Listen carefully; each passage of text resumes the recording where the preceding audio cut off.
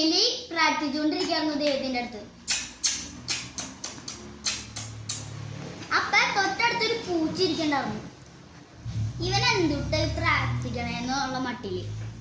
അപ്പൊ തന്നെ ഈ എലി പ്രാർത്ഥിക്കണ എന്റെ ദേഷ്യം വന്ന പൂച്ച ചാടി പിടിക്കാൻ പോയി. അപ്പൊ ഈ എലി പറഞ്ഞു, അയ്യോ പിടിക്കില്ലേ, അയ്യോ പിടിക്കില്ലേ, അയ്യോ പിടിക്കില്ലേ. അപ്പ ഈ പൂച്ച ഇങ്ങനെ എന്നിട്ട് പറഞ്ഞു, എനിക്കാണെങ്കിൽ നിന്നെ പിടിക്കാം അല്ലെങ്കിൽ വിടാം, പിടിക്കാം അല്ലെങ്കിൽ വിടാം. അപ്പൊ നിങ്ങൾ കമന്റ് ചെയ്യും, ആ പൂച്ച എലീനെ പിടിക്കണോ വേണ്ടയോ, പിടിക്കണോ വേണ്ടയോ.